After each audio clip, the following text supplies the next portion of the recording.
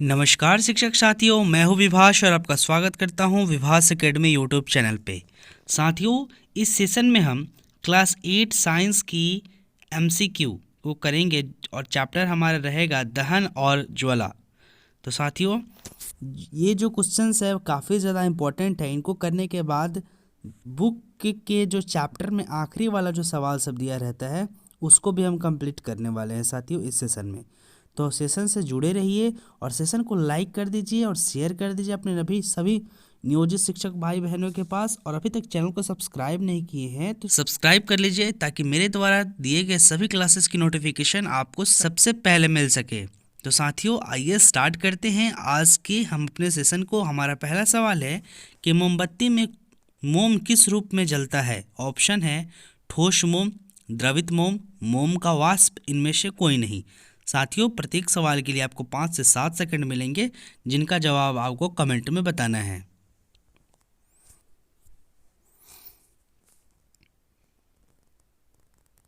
बिल्कुल सही जवाब दे रहे हैं आप लोग। साथियों, इसका सही जवाब होगा ऑप्शन नंबर सी, मोम का वाष्प। मोमबत्ती में मोम जो है ये मोम के वाष्प के रूप में जलता है, इसलिए इसका सही जवाब हो जाएगा साथियों ऑप्शन नंबर सी। हमारा अगला सवाल है साथियों, बारूद में निम्न में से कौन पदार्थ होता है। Sulphur, phosphorus, lead, bismuth. बताइए, बारूद में निम्न में से कौन सा पदार्थ होता है साथियों।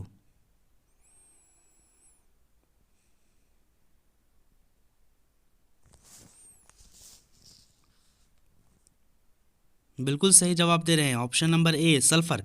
बारूद में जो है दिए गए पदार्थों में से सल्फर पाया जाता है साथियों। हमारा अगला सवाल है, घर में आग लग जाए तो आप क्या करेंगे। पुलिस को फ़ोन करेंगे, फायर ब्रिगेड को फ़ोन करेंगे, बाहर भागेंगे, छत पर चले जाएंगे। बताइए।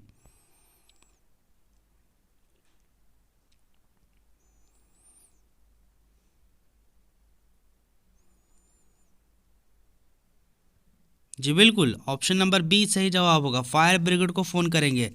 साथियों, इन सभी सवालों से आप अपने विद्यालय में बच्चों को भी पढ़ा सकते हैं ताकि उनका भी जो है मूल्यांकन साथ ही साथ होता रहे। तो साथियों, चलते हैं अपने अगले सवाल पे। हमारा अगला सवाल है, निम्न में कौन दहन के लिए आवश्यक नहीं है। यानी दहन यानी जलने के लिए कौन आवश्यक नहीं है। दाह पदार्थ की उपस्थिति, हवा की उपस्थिति, ज्वलन ताप की प्राप्ति, दाह पदार्थ में तुरंत आग पकड़ने की प्रवृत्ति। बताइए।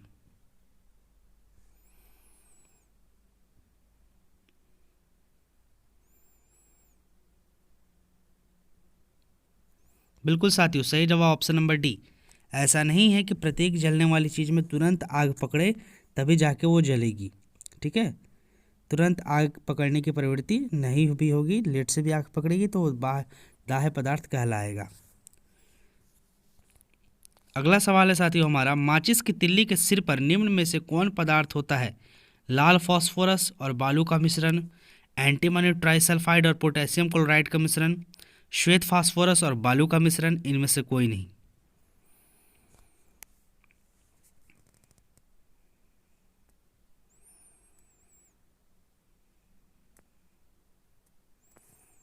बिल्कुल साथियों, इसका सही जवाब है option number B, antimony trisulphide और पोटेशियम क्लोराइड का मिश्रण। माचिस के तिल्ली के सिर पर जो ला पदार्थ देखते हैं आप, रेड रेड या ब्लैक ब्लैक, वो होता है एंटीमनी ट्राइसल्फाइड और पोटेशियम क्लोराइड का मिश्रण। बिल्कुल। हमारा अगला सवाल है, मोमबत्ती की ज्वाला का मध्य भाग कैसा दिखाई देता है। मोमबत्ती अगर जलता है साथियों तो बीच वाला जो भाग होता है उसके जो ज्वाला यानी कि जो जहाँ से दीप प्रकाश आता है उसका बीच वाला भाग किस रंग का होता है साथियों। लाल, पीला, हरा, काला।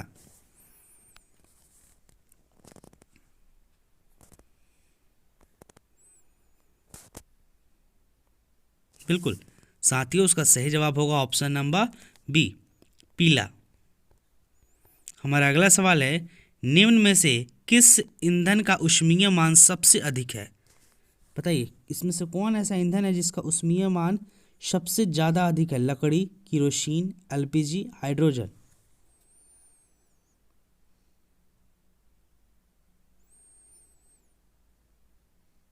बिल्कुल सही जवाब है साथियों ऑप्शन नंबर डी, हाइड्रोजन का ऊष्मीय मान सबसे अधिक होता है साथियों।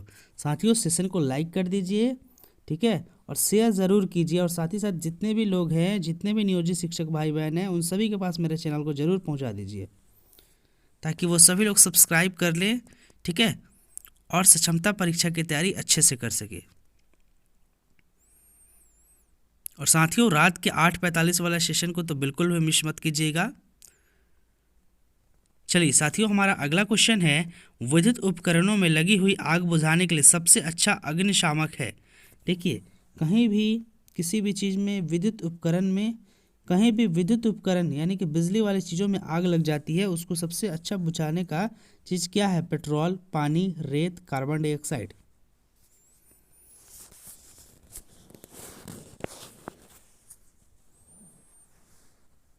बिल्कुल साथियों, सही जवाब है इसका option number D, carbon dioxide जो है विद्युत उपकरणों में लगी आग बुझाने के लिए सबसे अच्छा अग्निशामक है।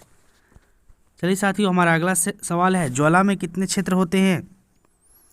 4, 3, 5, 2। बताइए, ज्वाला में कितने क्षेत्र होते हैं साथियों?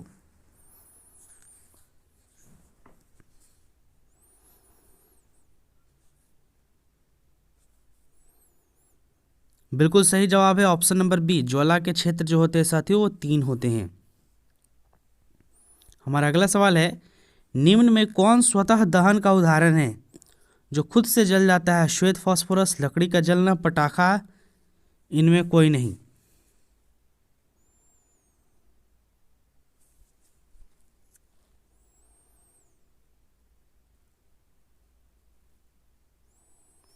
बिल्कुल साथियों, इसका सही जवाब है ऑप्शन नंबर ए, श्वेत फास्फोरस, व्हाइट फास्फोरस जो है ये स्वतः जल जाता है। हमारा अगला सवाल है, निम्न में कौन ज्वलनशील पदार्थ है? लकड़ी, कोयला, पेट्रोल, पत्थर।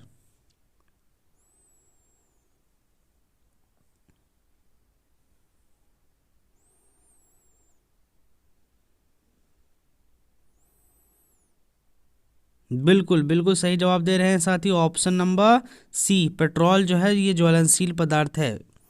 ट्रकों के पीछे भी लिखा होता है ज्वलनशील पदार्थ, जिसमें पेट्रोल एक जगह से दूसरी जगह ले जाया जाता है, या डीजल। अगला सवाल है हमारा, वह ताप जिस पर कोई पदार्थ जलना शुरू करता है वो क्या कहलाता है? बताइए, कोई भी पदार्थ जिस ताप पे जलना शुरू करता है उसको क्या कहते हैं? ज्वलन ताप, ज्वाला, ज्वलनशील, दहनशील पदार्थ।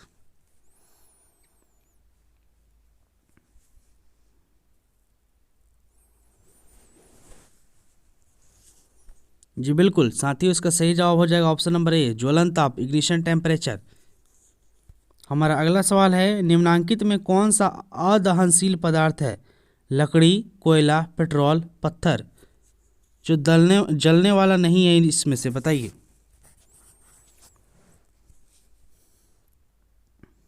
बिल्कुल साथियों, सही जवाब है ऑप्शन नंबर डी, पत्थर। हमारा अगला सवाल है, तेल में लगी आग को किस अग्निशामक द्वारा बुझाया जाता है? CCl4, CO2, O2, O।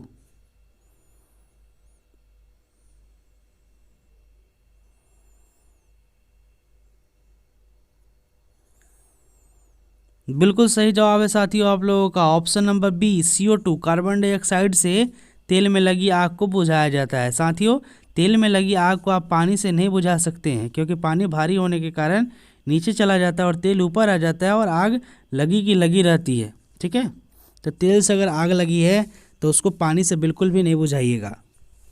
चलिए, हमारा अगला सवाल है, दहन के लिए आवश्यक है, बताइए, दहन दहन के लिए यानी कि किसी भी चीज़ की जलने के लिए क्या क्या आवश्यक है?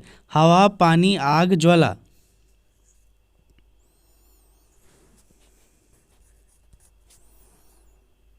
बिल्कुल साथियों, सही जवाब होगा ऑप्शन नंबर ए, हवा जो है किसी भी चीज़ की जलने के लिए बहुत ज़्यादा आवश्यक है।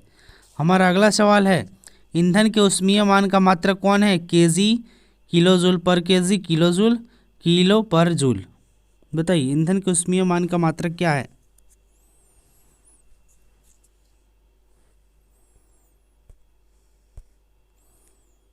बिल्कुल साथियों, हमारा सही जवाब होगा option number B, kilo joule पर केजी, ईंधन के ऊष्मीय मान का मात्रक है साथियों। हमारा अगला सवाल है, निम्नांकित में कौन सा दहनशील पदार्थ है? कांच, लोहे का कील, सीमेंट, किरोसिन। बताइए, इसमें से दहनशील पदार्थ कौन है?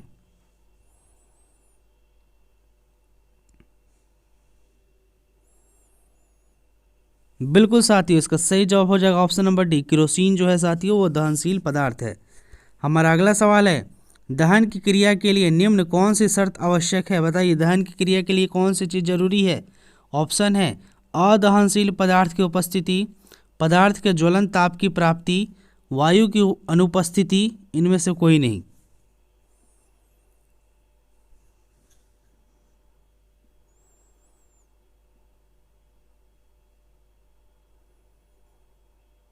जी बिल्कुल साथियों, ऑप्शन नंबर बी सही है, पदार्थ के ज्वलन ताप की प्राप्ति।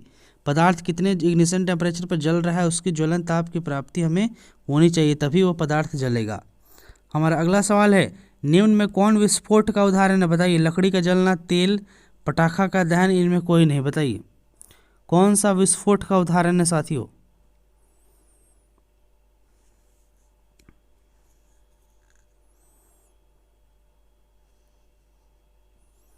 बिल्कुल सही जवाब है ऑप्शन नंबर सी, पटाखा का दहन जो है ये विस्फोट का उदाहरण है। हमारा अगला सवाल है साथियों, लकड़ी का जलना किस प्रकार के दहन का उदाहरण है? मंद दहन, विस्फोटक, स्वतः दहन, इनमें से कोई नहीं।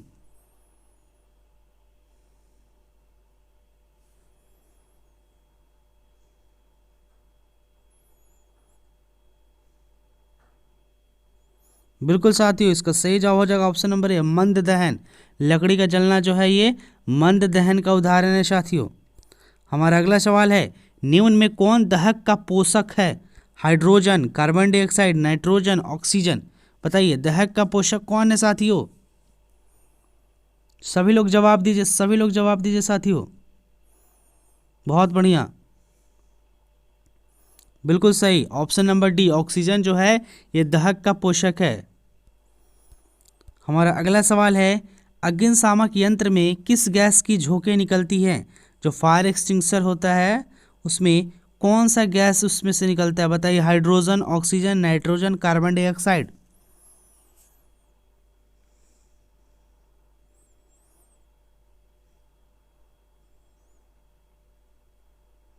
बिल्कुल सही जवाब है option number D, carbon dioxide. Carbon dioxide जो होता है वो फायर एक्सटिंग्विशर में होता है जिसका उपयोग आग बुझाने में किया जाता है साथियों। हमारा अगला सवाल है, श्वेत फास्फोरस को पानी से डुबा कर रखते हैं क्योंकि उसका ज्वलन ताप कितना होता है? 15 degree Celsius, 95 degree Celsius, 35 degree Celsius, 85 degree Celsius. बताइए व्हाइट फास्फोरस को पानी में डुबा के क्यों रखा जाता है और उसका ज्वलन ताप कितना है साथियों?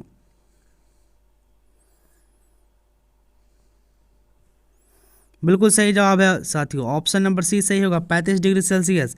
देखिए व्हाइट फास्फोरस को 35 डिग्री सेल्सियस पे उसका ज्वलन ताप है, इसलिए जो है उसको पानी में डुबा करके रखा जाता है। हमारा अगला सवाल है, निम्न में कौन दाह्य पदार्थ है? पत्थर, कांच, लोहे की कील, कोयला। बिल्कुल सही जवाब है साथियों, ऑप्शन नंबर डी, कोयला जो है वो दाह्य पदार्थ है। हमारा अगला सवाल आ रहा है किताब से साथियों, ठीक है। जो हमारा जो चैप्टर है दहन और ज्वाला, चीज़ों का जलना, उससे उसके आखिरी में जितने भी क्वेश्चंस दिए हुए हैं उसको अभी हम करेंगे, जिसमें फिल इन द ब्लैंक्स और ट्रू फॉल्स है। तो साथियों इसको हम करेंगे ताकि जो है किताब का भी क्वेश्चन साथ ही साथ चलते रहे साथियों। तो देखिए कौन नंबर सवाल है कि वह न्यूनतम तापमान जिस पर कोई पदार्थ जलना प्रारंभ करता है उस पदार्थ को का डैश कहलाता है? तो साथियों वह न्यूनतम तापमान जिस पर कोई पदार्थ जलना प्रारंभ करता है उस पदार्थ का ज्वलन ताप कहलाता है। जी बिल्कुल, बिल्कुल सही जवाब है। ख नंबर है, डैश कमरे के ताप पर आग पकड़ लेता है?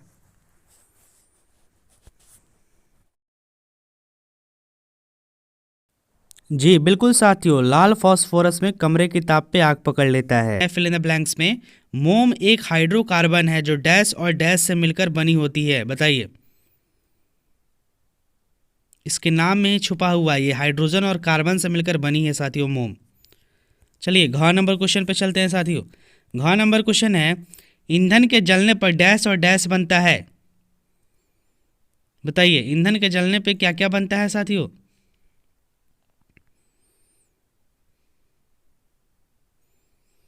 बिल्कुल, उष्मा और कार्बन डाइऑक्साइड बनता है साथियों ईंधन के जलने पे।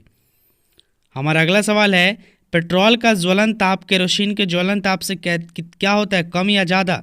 बताइए, पेट्रोल का ज्वलन ताप केरोसिन के ज्वलन ताप से कम होता है या ज़्यादा? बिल्कुल कम होता है। बिल्कुल सही जवाब दे रहे हैं आप लोग साथियों, बहुत बढ़िया। चलिए अब सही गलत का निशान लगाना है साथियों। बताइए, कागज़ के कटोरा में पानी डालकर गर्म करने पर कागज़ जल जाता है, सही है कि गलत है? बताइए।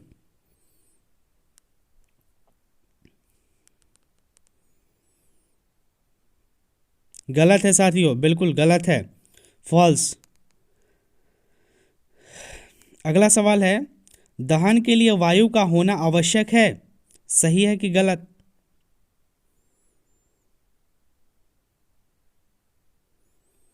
बिल्कुल साथियों सही है, दहन के लिए वायु का होना आवश्यक है।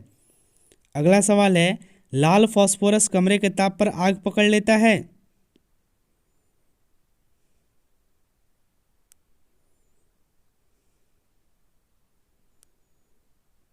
इसका जवाब आप लोग दीजिए।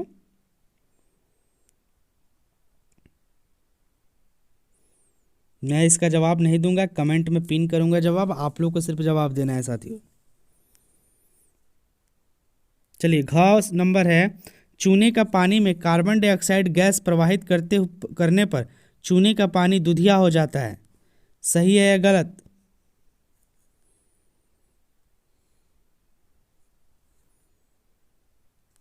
बिल्कुल साथियों सही है। अंगहा नंबर है, अम्ल और सोडियम बाइकार्बोनेट प्रतिक्रिया पर कार्बन डाइऑक्साइड गैस बनता है, बताइए सही है या गलत?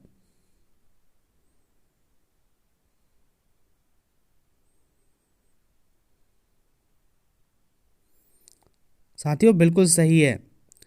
चलिए 4 नंबर पर चलते हैं, तेल द्वारा उत्पन्न आग को जल द्वारा नियंत्रित किया जा सकता है, सही है या गलत? अभी मैंने आपको ऊपर बताया था कि तेल के द्वारा जो भी आग लगे उसको आप जो है पानी के द्वारा या जल के द्वारा उसको नियंत्रित नहीं कर सकते हैं, क्योंकि पानी भारी होता है और वो नीचे चला जाएगा, तेल ऊपर आ जाएगा और आग जलते रहेगी, इसलिए ये कथन जो है ये गलत है। तो साथियों ये था हमारा ज्वलन और ताप से संबंधित महत्वपूर्ण एमसीक्यू। आई होप कि सेशन आपको अच्छा लगा होगा। अच्छा लगा होगा तो ज़रूर लाइक कीजिएगा और चैनल को सब्सक्राइब कीजिए, और साथ ही साथ सभी शिक्षक भाई बहनों के पास हमारे चैनल को ज़रूर शेयर कीजिए, सब्सक्राइब कीजिए साथियों, ठीक है। और सेशन को लाइक करना बिल्कुल भी नहीं भूलिए। तो साथियों मिलते हैं रात वाले सेशन में 8:45 में, तब तक के लिए आपका बहुत बहुत धन्यवाद।